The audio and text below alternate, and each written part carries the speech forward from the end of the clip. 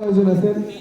তিনজন, চারজন। আচ্ছা, ঠিক আছে, ঠিক আছে, হাত জাগাতে হবে। আচ্ছা,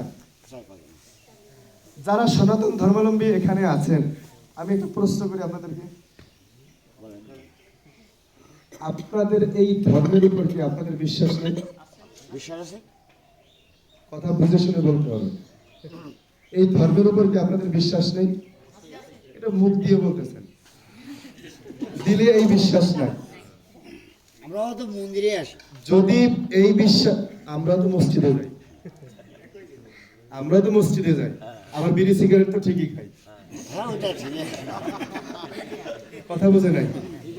আমরাও তো মসজিদে যাই, বিড়ি সিগারেট তো ঠিকই খাই, পরের সম্পদ তো ঠিকই লুট করি। হ্যাঁ, সমাজের মধ্যে যত কুৎসা রটানোর আমরাই রটাই, আমরাই ওটা। হ্যাঁ, রটাই না?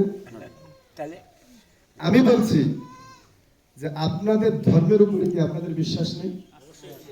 আপনাদের ধর্ম কি আপনাদের স্বর্গের উপযুক্ত না? আপনাদের ধর্ম কি আপনাদেরকে পরকালে স্বর্গে নিবে না? হ্যাঁ, দিবি।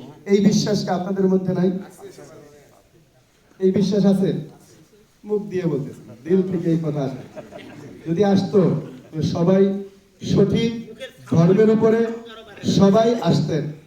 আমি এখানে চেহারা লক্ষ্য করে দেখতে পাচ্ছি কারো মাথায় এখানে সুন্দর, এই গতকাল এইটা নিয়ে গবেষণা করছি দাদার সাথে, এইটা নিয়ে গতকাল গবেষণা, দাদা এত সুন্দর করে কিভাবে দেন রে? হ্যাঁ, বল দাদা এই মাটিটা ইন্ডিয়া থেকে নিয়ে আসতে হয়, এই ইন্ডিয়া থেকে মাটিটা নিয়ে এসে তারপরে এটাকে দিতে হয়। দে কেন? এটা মাথায় কে দিয়ে দেয়? আমরা নিজেরাই নেই।